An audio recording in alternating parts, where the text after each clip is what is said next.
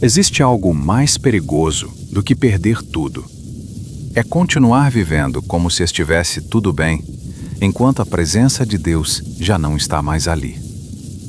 A rotina segue, as palavras continuam, a religião funciona, mas por dentro, algo morreu. E o mais assustador, quase ninguém percebe na hora.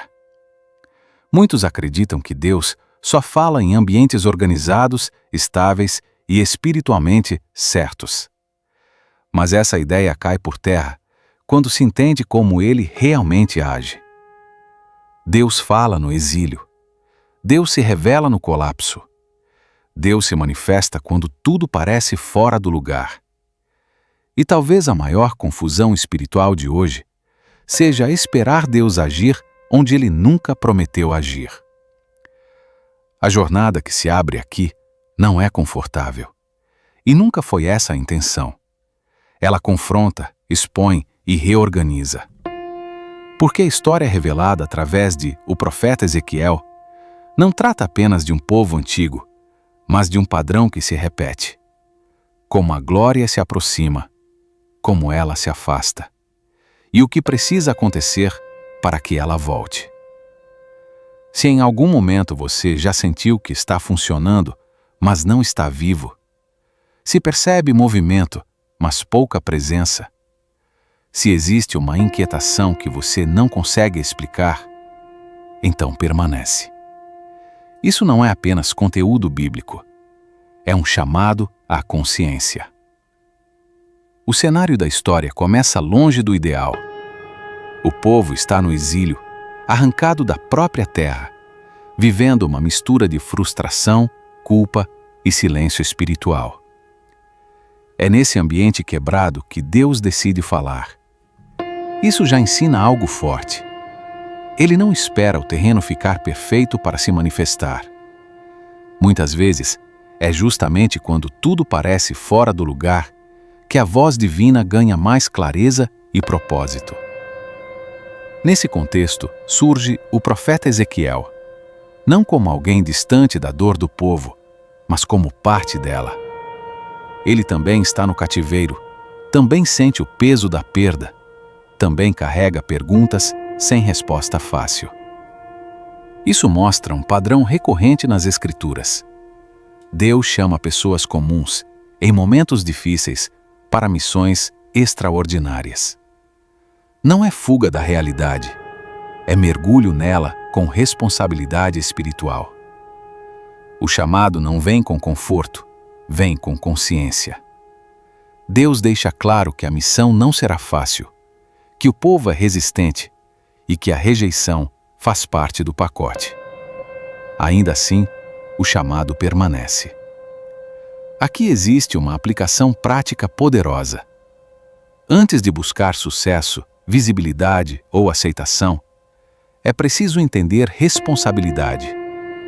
Chamado verdadeiro não começa com aplauso, começa com alinhamento interno.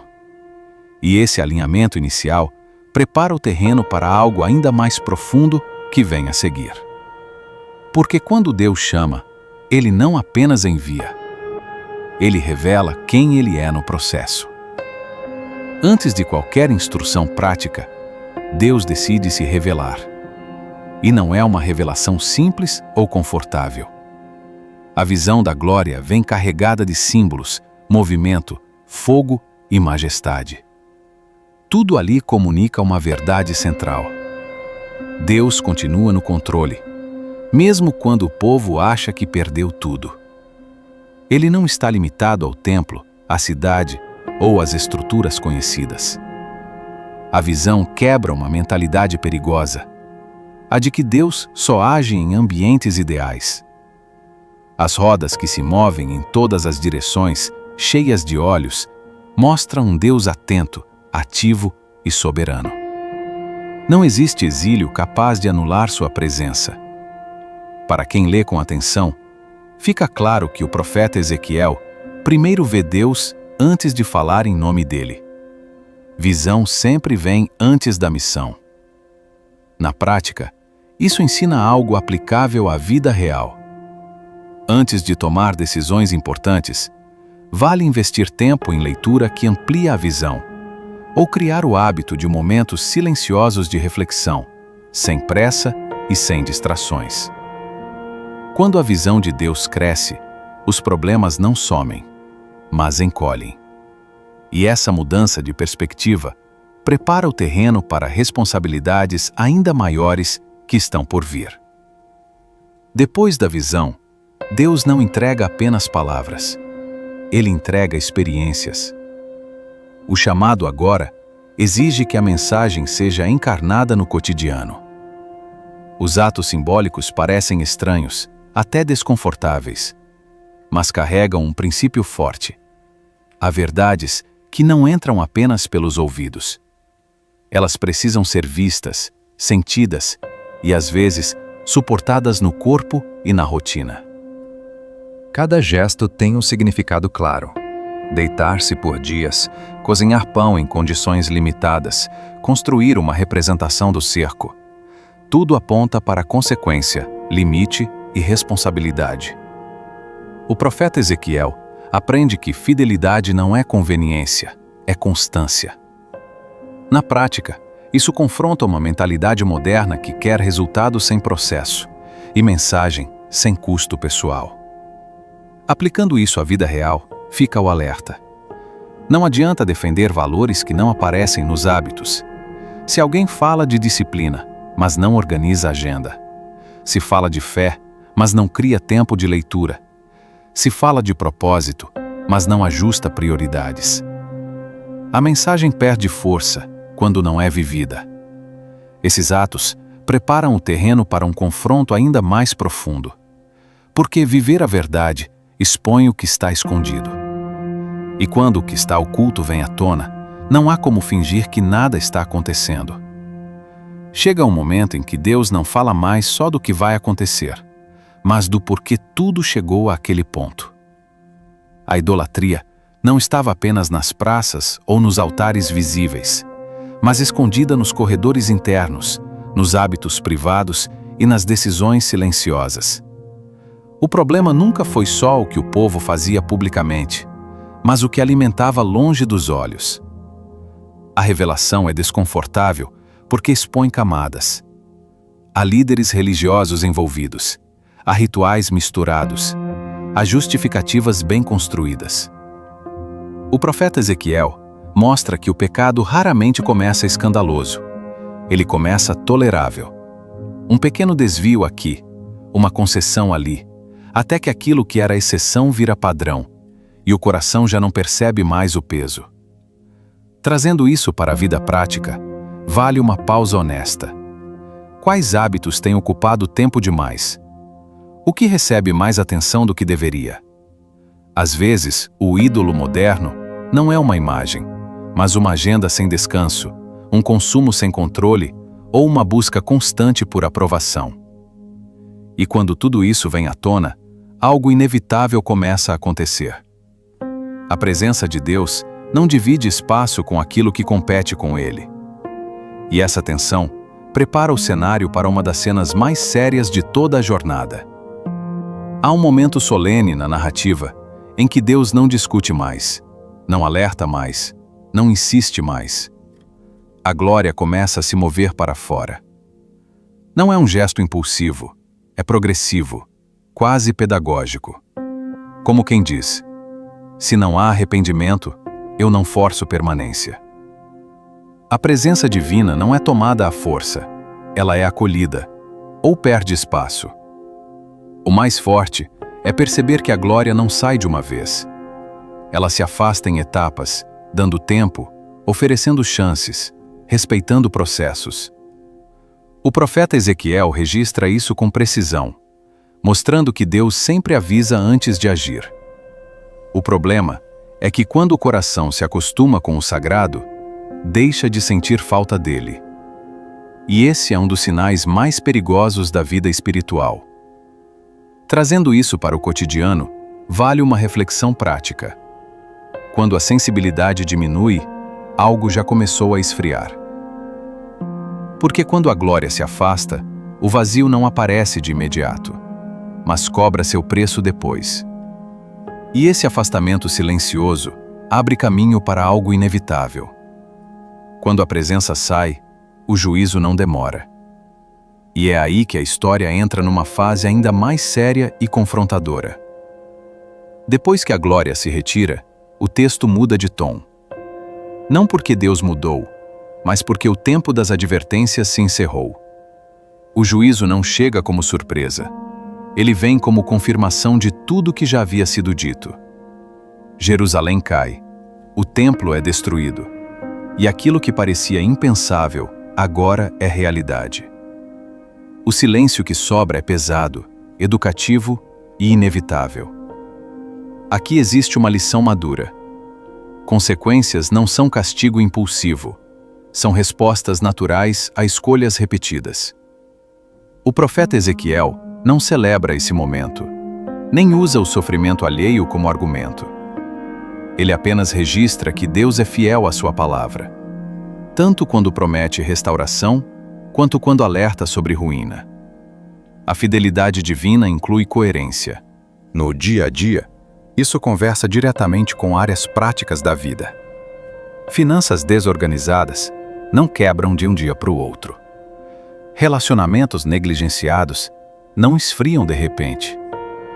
A vida espiritual não se esvazia em um único passo. Tudo é construído, ou destruído, aos poucos. Por isso, hábitos simples, como planejamento financeiro básico, leitura consciente e acompanhamento de mentores, evitam quedas que parecem inesperadas. Mas esse não é o fim da história. Curiosamente, é depois da queda que algo novo começa a ser dito. Quando tudo parece perdido, Deus prepara o terreno para falar de esperança. E não uma esperança superficial, mas algo que começa por dentro. Depois do colapso externo, Deus muda o foco da conversa. Agora ele não fala mais de muros, cidades ou estruturas. Fala de coração. É como se dissesse: reconstruir fora, sem curar dentro, não resolve. A promessa de restauração nasce num nível mais profundo, onde nenhuma política, templo ou estratégia humana consegue alcançar. A proposta é radical: trocar o coração de pedra por um coração de carne. Não é maquiagem espiritual, é cirurgia interna. O profeta Ezequiel apresenta uma restauração que não depende apenas de esforço humano, mas de uma ação direta de Deus no interior da pessoa. Aqui, a fé deixa de ser tradição herdada e passa a ser convicção vivida. Coração novo se constrói com consciência diária. E essa transformação interna não fica escondida. Quando o interior muda, algo inevitavelmente começa a ganhar forma do lado de fora. Porque um coração restaurado sempre prepara o caminho para uma vida que volta a respirar propósito. A cena é forte e propositalmente extrema. Um vale cheio de ossos secos, espalhados, sem forma e sem esperança. Não há sinal de recuperação natural, nem possibilidade humana de reversão. É nesse cenário que Deus faz a pergunta desconcertante: isso pode viver? Antes de qualquer milagre, ele confronta a expectativa, porque fé madura começa reconhecendo limites. A resposta não vem da lógica, vem da dependência. E então a palavra é liberada. Primeiro o som, depois o movimento, depois a forma, e só então o fôlego. O profeta Ezequiel revela um princípio profundo. Palavra sem espírito gera estrutura vazia, e espírito sem palavra não encontra direção. Vida plena exige os dois atuando juntos. Na prática, isso conversa com áreas da vida que parecem irrecuperáveis. Projetos abandonados, fé esfriada, relacionamentos desgastados, sonhos guardados por medo. E quando a vida começa a retornar, algo ainda maior se aproxima. Porque Deus não apenas restaura indivíduos isolados. Ele trabalha para unir, alinhar e estabelecer um futuro com identidade e propósito coletivo. Depois de devolver vida, Deus trabalha algo ainda mais delicado: unidade. Não se trata apenas de juntar partes, mas de alinhar identidade, direção e propósito. O povo que antes estava dividido, agora é chamado a caminhar como um só. A restauração verdadeira não termina no indivíduo. Ela alcança o coletivo, porque ninguém foi criado para viver a fé isolado.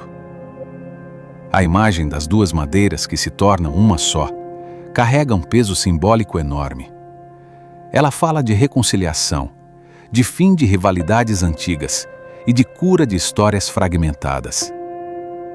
O profeta Ezequiel mostra que Deus não ignora o passado, mas também não permite que ele determine o futuro. Unidade aqui não é uniformidade, é alinhamento em torno de um propósito maior. Onde há alinhamento, o avanço é natural. E quando identidade e unidade são restauradas, o cenário está pronto para algo ainda mais amplo. Deus começa a revelar não apenas quem o povo é, mas onde ele habita, e como sua presença redefine completamente o futuro. Depois de tratar o coração, restaurar a vida e alinhar a identidade, Deus apresenta uma visão que fala de ordem, medida e presença. O templo não surge como nostalgia do passado, mas como sinal de um futuro organizado a partir da santidade. Cada detalhe importa, cada espaço tem propósito. Nada é aleatório quando Deus decide habitar novamente no meio do povo. A mensagem é clara. A presença de Deus não se sustenta no improviso. Existe direção, limite e responsabilidade.